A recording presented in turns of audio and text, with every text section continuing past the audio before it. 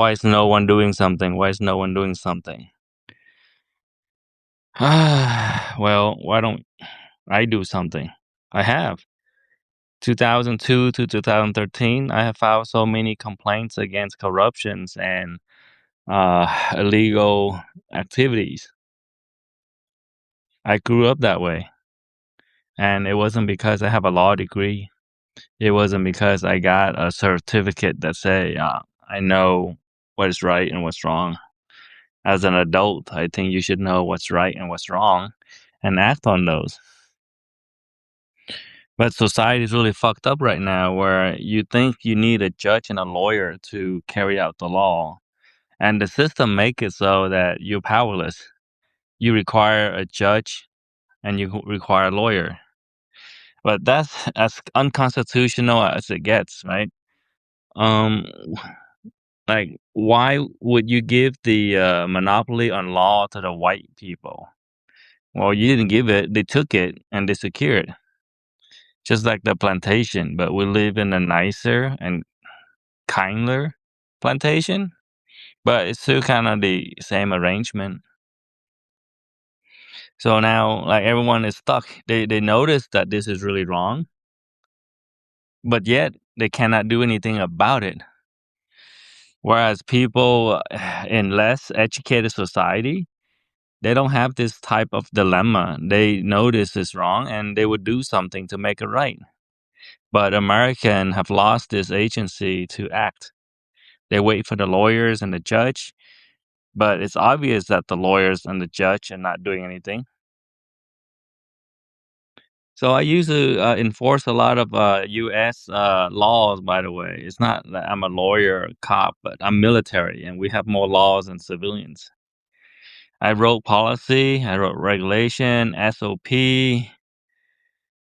Something to note is that, when I was managing the hazmat and we gotta protect people, and to protect people, we draft, policy which are based on laws and regulation, safety regulation. One other requirement is that the warning, the safety warning, the cautions, they have to be in a language that the worker cannot be understood. This makes sense, right? Like if you write a law but no one can understood it, what's the point writing that law? But in the U.S., we make it so that it's normal for people to not read the law. We make it normal for the law to be in a language that no one can understand. We make it normal where we write the law like the Patriot Act, and no one in the country have read it. If you think about it deeply, this is just fundamentally wrong. You cannot have a law that no one reads, and you cannot enforce a law that no one agree on. It's the same as a jungle rule, right? You just make shit up as you go. Except now you formalize your shit, but it's still completely shit. So the laws right now are really unconstitutional because we, the people, didn't give them that authority or power. And the Constitution was created to give the government a set of power.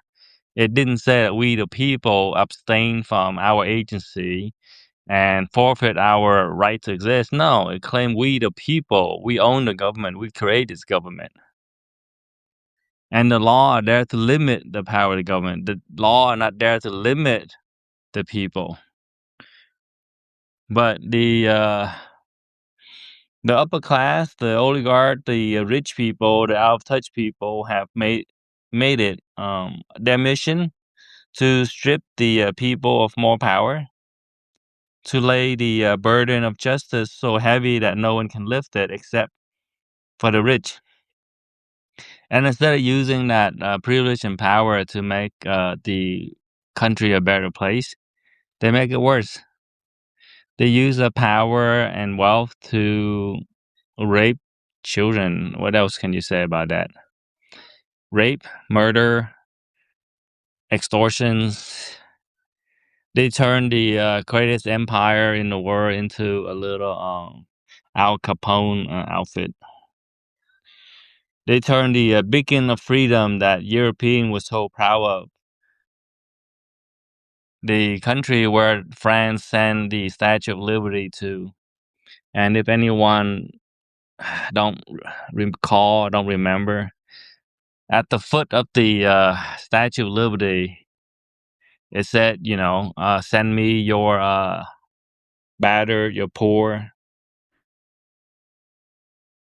We lost all of that spirit, the original spirit that made this country great, where we helped the poor and the destitute, gave them a home, give them a new opportunity, a new life, and we built a better nations based on justice and equality. And we moved from justice and equality into injustice and inequality, and then right into Epstein castle. And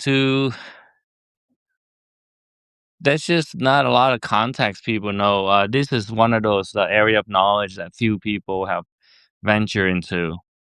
The 101 Days of Sodomy. I tried to finish that book 10 years ago because someone gave it to me. It was so crazy. It was so gross. I keep going and going, but I went halfway through and I just could not finish the rest of it. But it basically described the stuff that you will find in the Epstein files.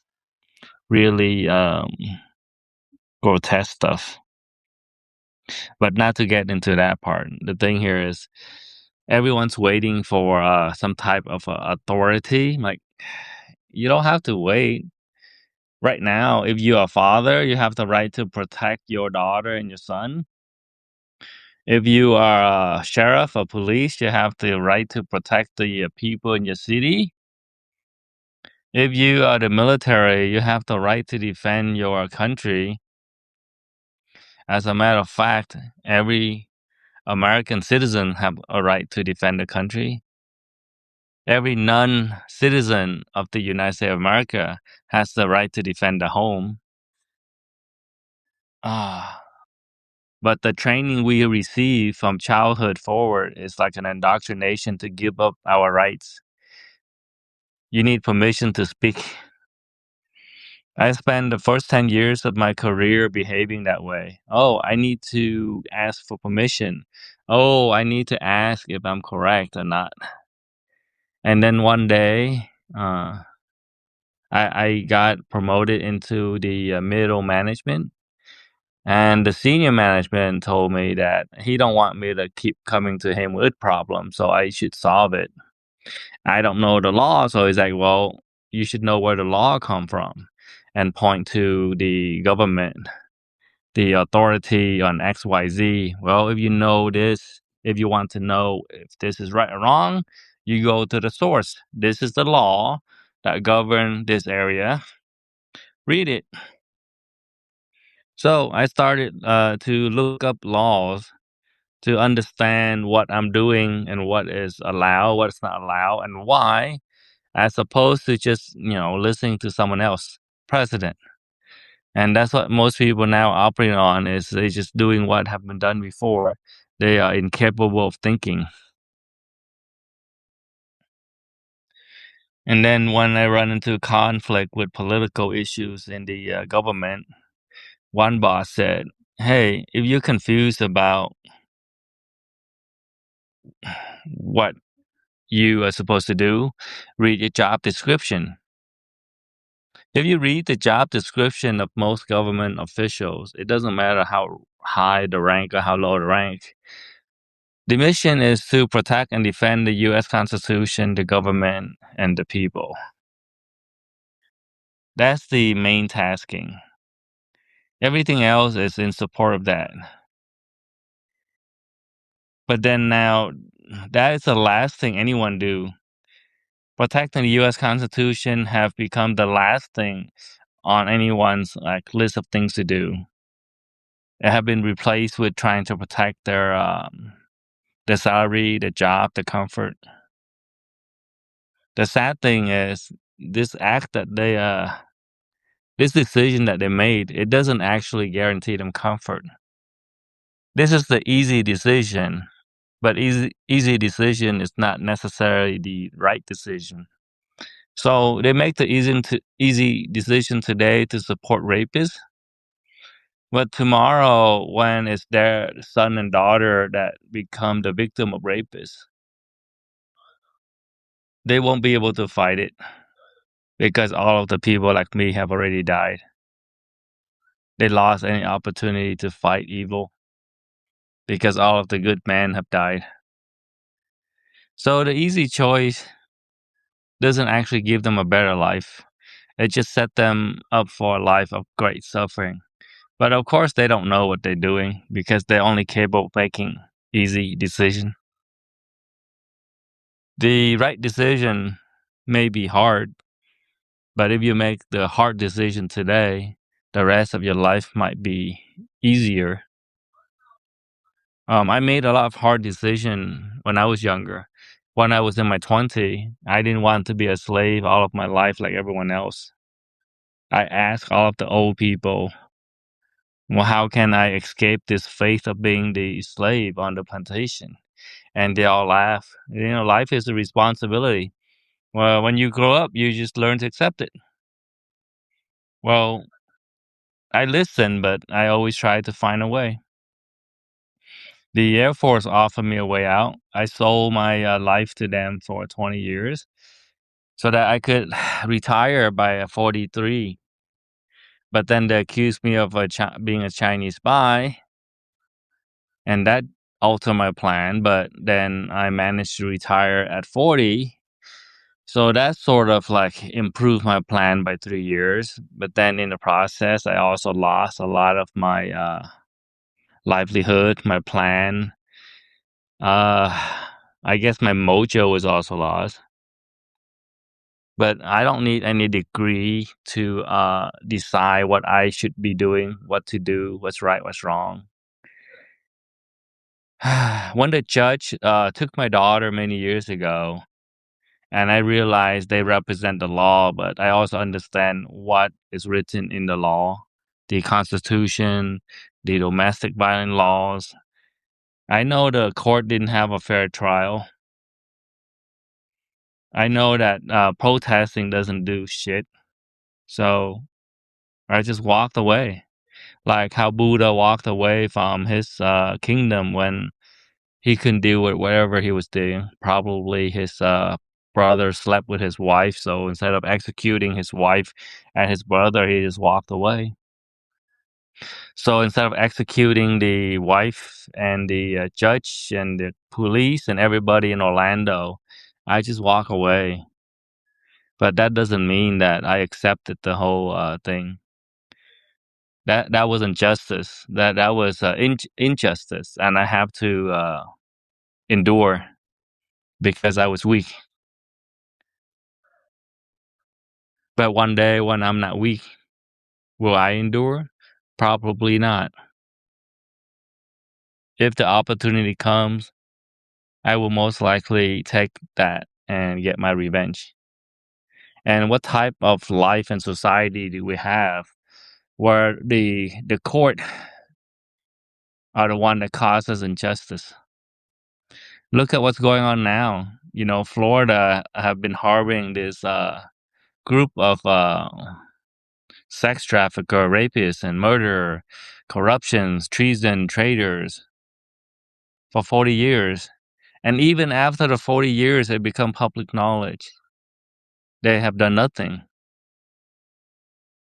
In the short term, it looked like they're getting away with murder.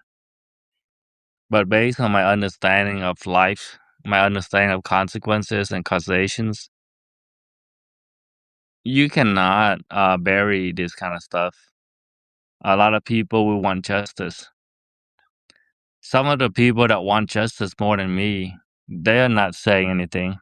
They are quietly planning the activity that will get them the justice they deserve.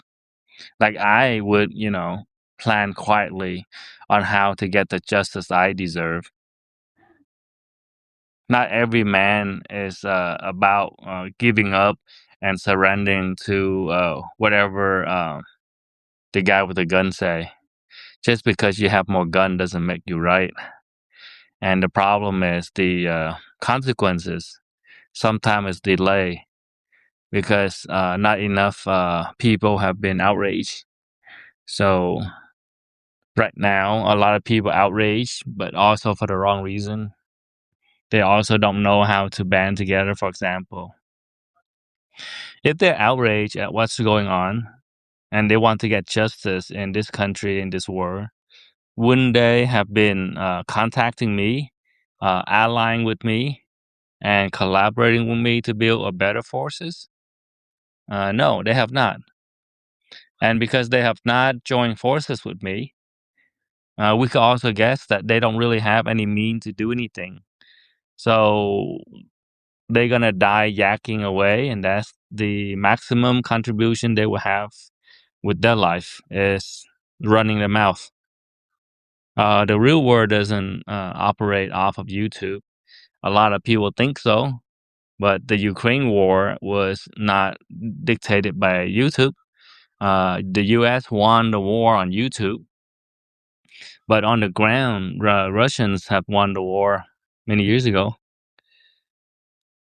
So in the future, the offline world will continue on, but then I don't know if the this virtual world that we live in will be able to be sustained or not. But this virtual world that we exist in is sustained by the offline world. Even if like AI is to like become like generative, it's still gonna require the offline world. The Earth and the physics, it work not in the digital format, but it works in the real tangible material world. Water, earth, gravity, and physics, and humans applying and maintaining all of that. But a lot of people have forgotten the offline world exists and that the digital world cannot exist once the offline world ceases. So yeah, we could discuss about destroying all of the poor people, the worker, but after that, who's going to sustain all of the systems? The water, the rice, I guess robot, but it's going to collapse. All machine will break. If you work on machines enough, you know that they have error, and a lot of time the error cannot be fixed. Like Oracle runs like software for all the major hotels around the world. And a lot of time it breaks and they call Oracle, and sometimes they waited 2 to 4 weeks just in order to get a hold of me. And then some of the issue, they spent 2 years trying to get Oracle to fix it and they couldn't. It just get passed from one person to another. And when I came on, I was tasked to deal with all of this stuff. And I ran into issues that has like 2 years, and I was joking with the hotel revenue manager about how we could hold like a 2 years celebration because this ticket has been around for 2 years. Well, we're approaching the 2 year birthday. And she laughed, but we laugh in a very sad way. It's not like a fun laugh, but more like a sorrowful laugh that they pay $100,000 for the service, and they waited 2 years and still no resolution for the issues that Oracle created for them. So a lot of people sue, and a lot of employees left. At one time, 20 Hispanic people left just like that. So in the short term, it doesn't look like there's a consequences, but in the long term, consequences build up. It's not like I'm going to be able to make a big difference by myself, but it's just that when you have a lot of injustice, it creates a lot of energy, right? Like when you press down on like a balloon, there's a lot of energy pushing it there, and if you put if you press against the humanity and you keep pressing and pressing, the pressure builds up, and eventually that pressure will reflect back at you. So whatever's going on today, and it seems like they're winning. And in the sense, the rapists, the murderer, and the traitors, and the people who betray these countries are winning. They cannot win very long. How this will go down is they will be able to eliminate people like me. And then the only people left are the traders. And if the country have only traders, how long do you think a country will last if all they have are traders? So you see, this is a battle that they are destined to lose. It's just a matter of would they lose today in a court of law, or would they lose tomorrow in a civil war, or would they lose tomorrow just like Carthage lose the Punic War? Well, if you look up Carthage on a map, it's not there. And I think the reason why Carthage is not there is important. They pissed off the wrong people, and the wrong people were able to retaliate. And in the retaliation, they kill off all of the men, sold all of the women and girls into slavery. If it had been done before, what's to stop it from being done again tomorrow? I mean, it's 2016, and now we're learning that people are still buying and selling slaves, doing nasty experiment, raping, and murder. There's no difference between now and 2,000 years ago. So why would we not experience something like Carthage again? It only take like a few incidents to arrive at that destination. But there's a lot of like off ramp, but no one's taking the off ramp. We passed a lot of off ramp from 2013 into now, but no one's taking off ramp. We're still on the highway to destructions, and no one is standing up and ignoring the degree requirement. This country needs to eliminate the lawyers. The bar association and their monopoly on law is unlawful. The law for the people to practice and live by. The law is not something that you need to be a lawyer to practice. That is completely stupid and asinine. Everyone needs to be aware of the law that they have to abide by. If not, how can they abide by that law? I mean, this is simple logic. But we built an entire society based on like fallacies and false logic, and all of the lawyers are making big money, so it's sort of convenient to kind of overlook this. Where you have a system of law where you're not supposed to understand the law. Anytime you touch the law, you got to hire a lawyer. And then what does a lawyer do? They don't actually like support and defend the law like the Constitution. All they do is negotiate. So you have two lawyers would negotiate and then settle somewhere, and then they both get paid. But the payer is the people. So over time, you have more lawyers than farmers. But lawyers don't produce anything. They're the most unproductive people. So we have built a country where we reward the most unproductive people and punish the most productive people. And you shouldn't need a degree to see all of this.